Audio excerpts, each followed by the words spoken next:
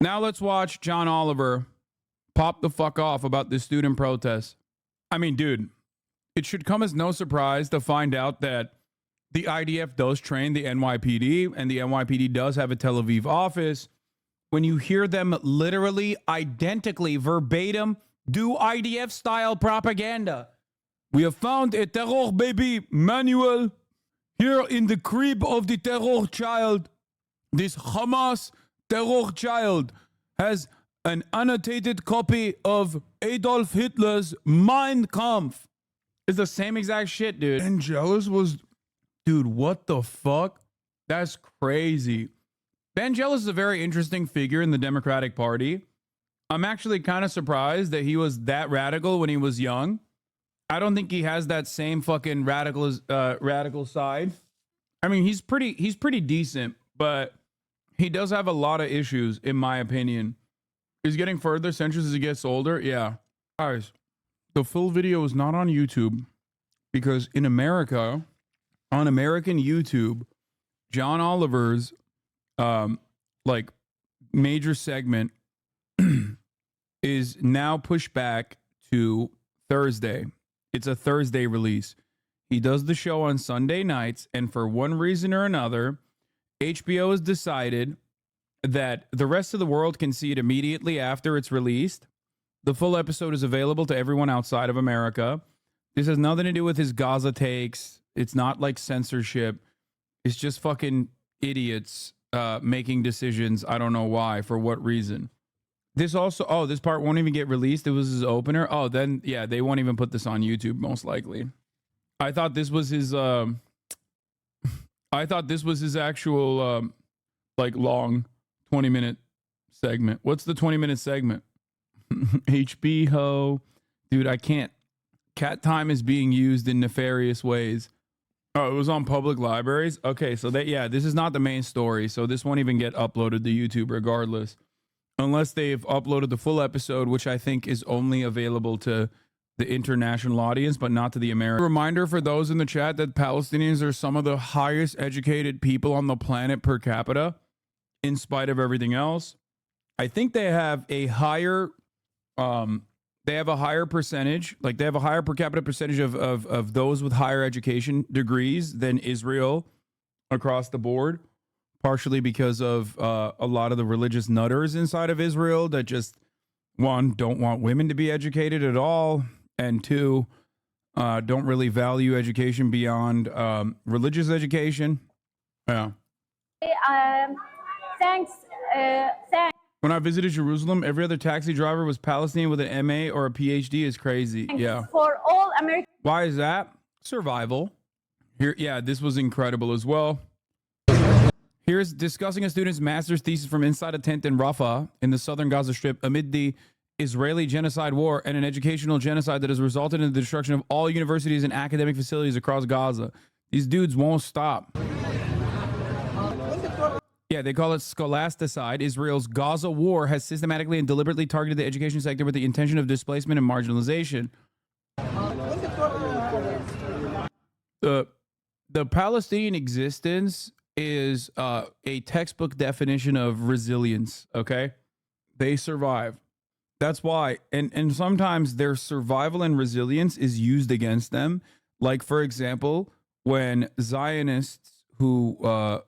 champion the death and destruction of the Palestinian population will turn around and show like all of the beautiful images from inside of Gaza to be like, see, it's not an open air prison. Bitch, you're doing your very best to maintain it as an open air prison, and they're still having fun regardless. How fucking insane is it? But it's not shocking when you consider that the Zionist Hasbara trolls also showed Palestinians at the fucking beach the other day and have done so time and time again since October 7th, since the ethnic cleansing campaign's final iteration started, to be like, oh, look at them. Like, how could you say this is a genocide? They're at the beach. Meanwhile, it was hundreds at the beach trying to fucking wash their bodies. That's how fucking gross and disgusting that shit is. Ultimately shocking to consider, especially when it is basically identical to what the Nazis did about Jews, where they fucking where they showed the pools in the concentration camps to say, like, how could you say we're killing these people? It's just a summer camp. It's just a indefinite holding facility. The Red Cross actually played along with this propaganda, famously. Kendrick's story, not a drill. Kendrick, IG story, new drop soon. Really? The only thing dropping is the top of the hour ad break, Oliver. Okay? You think I was born yesterday? You think I was born yesterday? The only thing dropping right now is the top of the hour ad break, which comes at the top of the hour. Yeah, there you go. Oh, I got it. And if you no longer want to see those ads, okay, there you go. Good meme, Oliver. Only thing you need to do is subscribe for $5 or for free with a Twitch Prime. You put too much effort into that when you should have been putting more effort into the sauce. That one was actually a pretty solid attempt. That one was a decent, solid attempt. Lars Lucas, thank you for the 5 gifted subs, allowing 5 people. Hasan, do you take creatine? Yes, I do. Every day, baby. 4 creatine pills every day. They're fucking fat, too. They're like this big. Shit sucks. Lars Lucas, allowing 5 people to no longer see the ads at the top of the hour. Here's a 3-minute ad break now. The Bedouin village in Negev, Al-Araqib, is now a habit for me to Google every time a new number. Negev village destroyed for the 50th time. Village destroyed for the 100th time. Al-Araqib demolished 200 times. I believe the current count is 212. And yet for them, return is praxis. This is unbelievable dedication to life. All about rebuilding for the 213th time. Yeah, exactly. Imagine only getting 12 months of prison for planting a bomb in a pro-Palestinian house in Sydney. Bro, meanwhile, that fucking whistleblower is going to jail for life, dude. That's crazy. Maybe not for life, but Sydney man sentenced to 12 months in jail after planting homemade bomb outside a pro-Palestinian's house. Lawyers for David Maurice Wass claim he only has dreamlike memory of planting the bomb, but magistrate says offending serious. The man who planted an explosive device outside the home of a pro-Palestinian resident has been sentenced to 12 months in jail, despite the court being told about his extensive mental health challenges. David Maurice Wise, 43, was sentenced at Sydney's Downing Centre Court on Tuesday, where he was given a non-parole period of 3 months and 2-year community corrections order. Opposing figures called this a kangaroo court, to which we say, we're in fucking Australia, mate. It's always a kangaroo court. Anyway, let's finish this video. On the Golden Gate Bridge. This is an earlier video of disruptive protests. Chicago blocked the road to O'Hare. If you're already both sizing 7 months into an ongoing active ethnic cleansing campaign, I don't think you're going to be convinced if you fucking... I don't think you're ever going to be convinced. You know? Thing Tom Cotton could say that would actually get him in, like, genuine trouble. Like, get him censured by the Congress that censured Rashida Tlaib, by the way. Because he's literally advocating for stochastic terrorism against peaceful demonstrations. It's kind of fucking wild. He is so unimaginably racist. He literally wrote an article in the New York Times in 2020 during the Black Lives Matter protests to shoot and kill the BLM protesters. An absolute sociopath.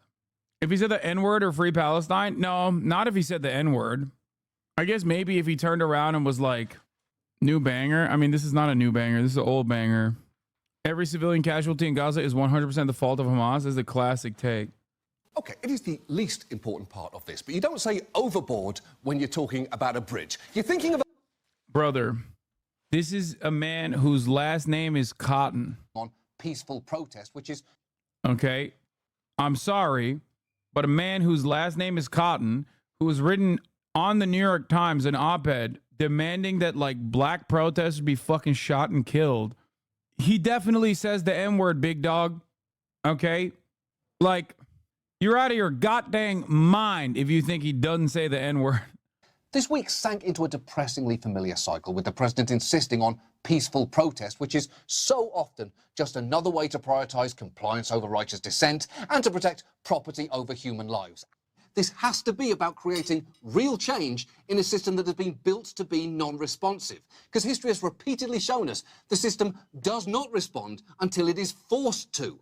So, for the record, we know about the proclivity of those who demand that white supremacists go and kill fucking Black Lives Matter protesters, and their proclivity to say the N-word in public and in private, and defend their usage of the N-word in private while also simultaneously say it in public.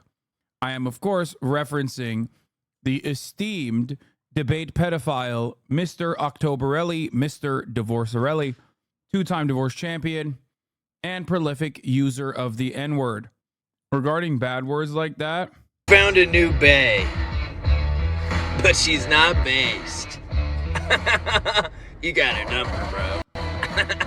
Over here, we crush fucking glizzies, we crush fucking natty lights, we take Zins all day, bro. You ever had one? And we're not fucking woke, we're fucking cool over here, dude. Sorry, babe. I like to say bad words. And I cuss just like my dad. So you... Ahmad, you cannot fucking hit a Leon killer pendejo time fucking take in this chat. You just bricked half of the fucking people's brains. This is parody. This is parody. Chatters, what you are watching is parody. He is satirizing, and he has been cringe in the past, for the record. But in this circumstance, he is satirizing the classic Nelk Boys loving Zoomer frat guy. Anyway, this is how you sound to normies. This?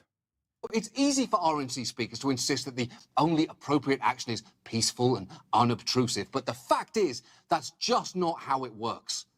This week sank into a depressingly familiar cycle, with the president insisting on pretty fire coverage from John Oliver right there.